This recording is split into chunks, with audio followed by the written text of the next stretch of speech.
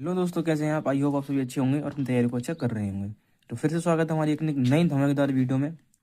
आज हम करने वाले हैं हिंदी 2026 का पेपर। ठीक है, इसमें हम पढ़ेंगे मल्टीपल चॉइस क्वेश्चंस जो कि व्याकरण के होते हैं, ग्रामर के होते हैं, जिसमें प्रत्यय, उपसर्ग, रस, छंद, अलंकार और हमारा पर्यायवाची शब्द, ये सब आते हैं। ठीक है, 10 क्वेश्चन आते हैं हमारे लिटरेचर से, यानी कि अपनी अब तुम्हारी पुस्तक से। उसमें से कुछ रचनाएं वगैरह पूछ ली जाती हैं, या कभी कभी किसी लेखक का नाम पूछ लिया जाता है। ठीक है, तो हम आज करने वाले हैं 10 क्वेश्चन, फुल डिटेल करने वाले हैं। देख लेना, आपके लिए ये पेपर जो है बहुत ही वायरल होने वाला है, क्योंकि 18 फरवरी को इसका एग्जाम है। 18 फरवरी से पहले आप अपने लगभग 10 नंबर पक्के कर सकते हैं। मैं आपको आने वाले क्वेश्चंस और कैसे बन सकते हैं वो भी बताऊंगा। ठीक है, लगभग उनसे मिलते जुलते क्वेश्चन भी आप लोगों को मैं बताता चलूंगा।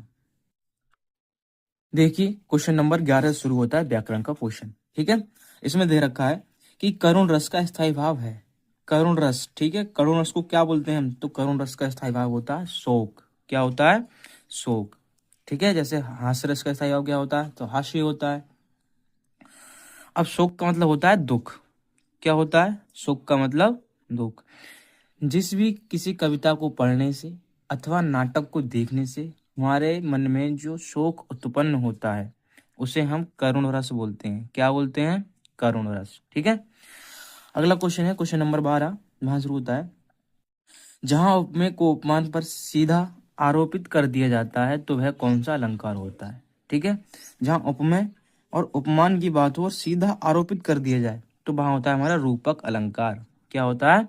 रूपक अलंकार। इसका सबसे अच्छा उदाहरण होता है चरण कमल बंधो हरिराई। ठीक है, कौन सा होता है? चरण कमल बंधो हरिराई। ठीक है, ये इसकी परिभाषा भी पूछ ली जा सकती है। हो सकता है उपमेय की पूछ ले आपसे, हो सकता है उत्प्रेक्षा अलंकार की पूछ ले, हो सकता है अनुप्रास अलंकार की पूछ ले। तो आप इन सभी अलंकारों की परिभाषा याद करके जाएंगे, प्लस साथ साथ इसके कुछ उदाहरण भी याद करते जाएंगे। ठीक है, और एक बात और सुन लें, जब आप रस याद कर रहे हैं तो रस का स्पष्टीकरण जरूर याद करना। ठीक है, रस का आपने जो भी उदाहरण याद किया है उसका स्पष्टीकरण अवश्य लिखना कॉपी में, जरूरी होता है। स्पष्टीकरण नहीं लिखोगे तो आपको नंबर आधा मिलेगा। ठीक है, बात करते हैं अगले क्वेश्चन की। क्वेश्चन नंबर कौन सा है? 11। ठीक है, क्वेश्चन नंबर है हमारा, सॉरी, क्वेश्चन नंबर है हमारा 13। देखो, सोरठा किस प्रकार का छंद है? ठीक है, सोरठा किस प्रकार का छंद है? अगर हम सोरठा की बात करें, पढ़ते हैं सोरठा। देखो, ये सोरठा लिखा है, सोरठा की परिभाषा लिख लेना। ये एक अर्ध सममात्रिक छंद है। ये दोहा का विलोम है। ठीक है, इसमें 4 चरण होते हैं। इसके प्रथम व तृतीय चरण में 11-11 व द्वितीय व तृतीय चरण में 13-13 मात्राएं होती हैं। इसमें कुल मात्राएं 24 होती हैं। ठीक है, तो इसने केवल ये पूछा है सोरठा कैसा छंद है? तो सोरठा है हमारा अर्ध सममात्रिक। क्या है? अर्ध सममात्रिक। ठीक है, लगाओ। सोरठा कैसा है? देखो, हम सममात्रिक छंद है तो ये नहीं होगा, विषम मात्रिक छंद है तो ये नहीं होगा। इसमें क्या दे रखा है ऑप्शन नंबर ए में? अर्ध सममात्रिक छंद। ठीक है, और हमने क्या पढ़ा? हमने पढ़ा सोरठा कैसा होता है? अर्ध सममात्रिक छंद। ठीक है, आपसे दोहा पूजा सोरठा पूजा है, हो सकता है रोला पूछ लिया जाए, तो रोला की परिभाषा भी देख लो क्या होती है। रोला की परिभाषा होती है, ये 4 चरण वाला सममात्रिक छंद होता है। कैसा होता है? सममात्रिक छंद। ठीक है, यानी कि मात्रा सम होती हैं। इसके प्रत्येक चरण में 24 मात्राएं होती हैं। प्रत्येक चरण में कितनी मात्राएं होंगी? 24 मात्राएं होंगी, तथा 11 व 13 मात्राओं पर यति लगती है। ठीक है, 11 व 13 मात्राओं पर क्या लगती है? यति लगती है। चलो, हो सकता है आपके पेपर में दोहा आ जाए। हमने सोठा पढ़ लिया, रोला पढ़ लिया, हो सकता है दोहा आ जाए, तो दोहा को भी देख लो। दोहा क्या होता है? दोहा होता है, ये अर्ध सामात्रिक छंद है। ठीक है, कैसा है? अर्ध सममात्रिक छंद है। इसमें 24 मात्राएं होती हैं। इसके विषम चरण प्रथम व तृतीय इसके विषम चरण जो होते हैं, विषम और चरण, वो प्रथम व तृतीय में 13-13 मात्राएं, सम चरण द्वितीय व चतुर्थ में 11-11 मात्राएं होती हैं। अगर दोहा की परिभाषा उल्टी कर दें तो बनती है सोरठा की परिभाषा। क्या बनती है? सोरठा की परिभाषा। ठीक है, तो सोरठा और दोहा एक दूसरे के विपरीत होते हैं और रोला अलग होता है। ठीक है, अगला क्वेश्चन क्या है? निर्गुण शब्द में उपयुक्त उपसर्ग है। ठीक है, चलो बात करते हैं निर्गुण की। तो निर्गुण देख लेते हैं। देखो, उपसर्ग की बात करें ना, तो उपसर्ग ऐसे शब्दांश जो शब्द के प्रारंभ यानी कि शुरुआत में जुड़कर उनके अर्थ में कुछ विशेषता उत्पन्न करें, कुछ विशेषता बनाए या कुछ विशेषता हो, उसे उपसर्ग कहते हैं या ये उपसर्ग कहलाते हैं। ठीक है, ऐसे कोई भी शब्द है और शब्द के आगे जुड़ जाता है, शब्द के आगे जुड़ने के बाद उस शब्द का पूरा अर्थ बदल दे तो उसे बोलेंगे उपसर्ग। ठीक है, ऐसे ही कुछ प्रत्यय होते हैं। अब प्रत्यय का मतलब होता है ऐसे शब्दांश जो किसी शब्द के पीछे लगकर उनका अर्थ बदल दें तो उन्हें हम प्रत्यय बोलते हैं। ठीक है, इसने पूछा है निर्गुण, निर्गुण शब्द में उपयुक्त उपसर्ग है। अब कुछ बच्चे पता है क्या लगा कर आए होंगे? ऑप्शन नंबर ए, जो कि बिल्कुल गलत है। निर्गुण में उपसर्ग की बात करें तो ये होगा ऑप्शन नंबर डी। ठीक है, कुछ उपसर्ग याद कर लेना, जैसे कि अधि,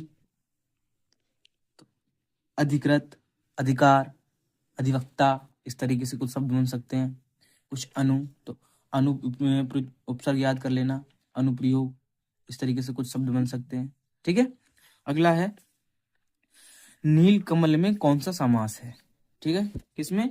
नील कमल। सही है, बात करें समास की तो समास देखो, मैं आपके लिए फुल डिटेल लेकर आया हूँ इसकी वजह से। ठीक है, कि आपको कोई भी क्वेश्चन समझने में परेशानी ना हो, आपको पूरा समझ में आए। एक्चुअली जो होता है वास्तव में ग्रामर में वो पूरा समझ में आए। ठीक, क्या लिखा है? समास। तो समास के प्रकार कितने होते हैं? समास के प्रकार होते हैं 6। समास का मतलब होता है संक्षिप्तीकरण, समास का मतलब होता है छोटा करके लिखना। ठीक है, समास का मतलब होता है संक्षिप्तीकरण, छोटा करके लिखना। तो पहला आता है हमारा अव्ययीभाव समास। पहचानेंगे कैसे? अव्ययीभाव समास में पूर्व पद प्रधान होता है। पूर्व पद का मतलब जो पहला पद होगा और अव्यय होगा, जिसमें कोई भी परिवर्तन नहीं किया जा सकता, उसे बोलते हैं हम अव्ययीभाव समास। फिर आते हैं तत्पुरुष समास। तत्पुरुष समास में उत्तर पद प्रधान होगा। उत्तर पद का मतलब जो पद बाद में लिखा जाता है वो पद कैसा होगा? प्रधान होगा। उसके बाद आता है कर्मधारी समास। कर्मधारी समास में भी उत्तर पद प्रधान होता है। ठीक है, मतलब ज्यादा वरीयता उत्तर पद को दी जाती है। फिर आता है हमारा द्विगु समास। द्विगु समास में भी उत्तर पद प्रधान होता है। ठीक है, उसमें भी दूसरे पद को अधिक वरीयता दी जाती है। फिर आता है हमारा द्वंद्व समास। द्वंद्व समास में दोनों पद प्रधान होते हैं। कैसे होते हैं? दोनों पद प्रधान होते हैं। फिर आता है हमारा क्वेश्चन 6, नंबर 6, बहुव्रीहि समास। बहुव्रीहि समास में दोनों पद अप्रधान होते हैं, क्योंकि ये बहुव्रीहि समास जो होता है इसमें कोई भी पद हो वो तीसरे व्यक्ति की ओर इशारा करता है। जैसे कि चंद्रचूड़, चंद्र को धारण करने वाला। पीतांबर, पीले वस्त्र को धारण करने वाला, अर्थात कोई और व्यक्ति। सही है, जैसे कि और बोल सकते हैं गजधर। ठीक है, गज का शीश धारण करने वाला, अर्थात कौन हो सकते हैं? गणेश भगवान। ठीक है, इस तरीके से नीलकंठ। सही है, तो क्या हो सकता है नीलकंठ का मतलब? अ,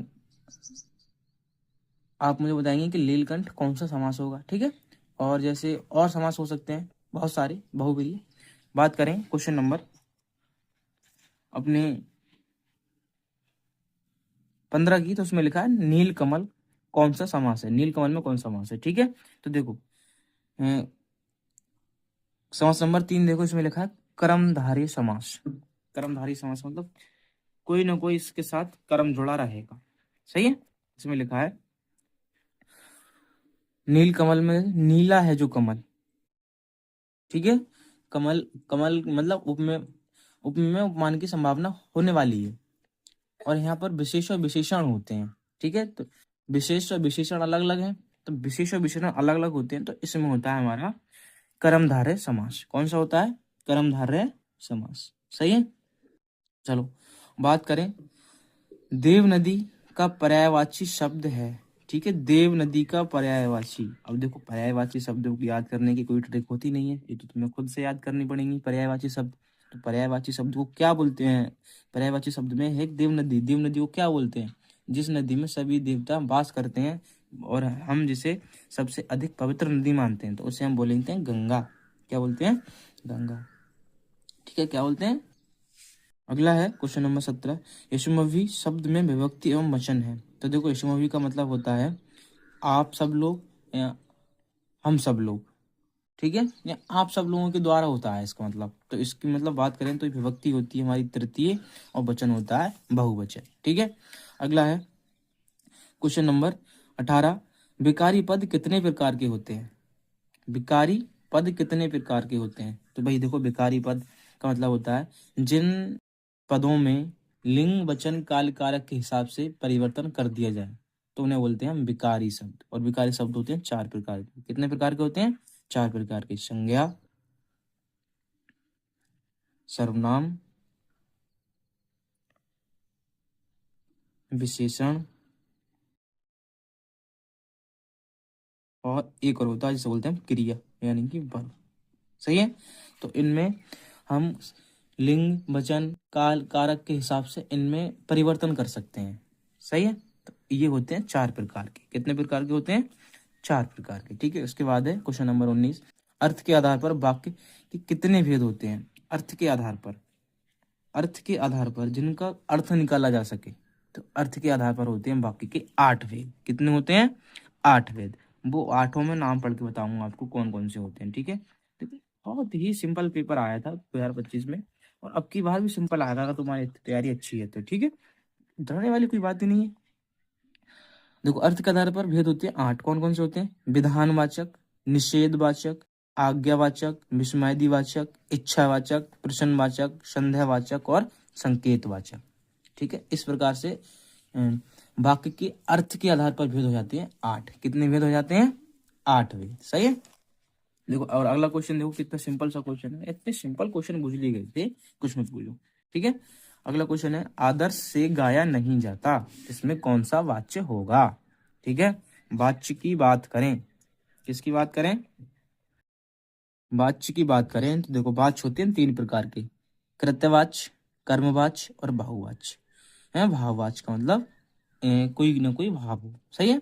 देखो ध्यान सुनो, कृतवाच्य में क्या होता है? क्रिया के जिस रूप से कर्म का पता चले, कर्म की प्रधानता होती है।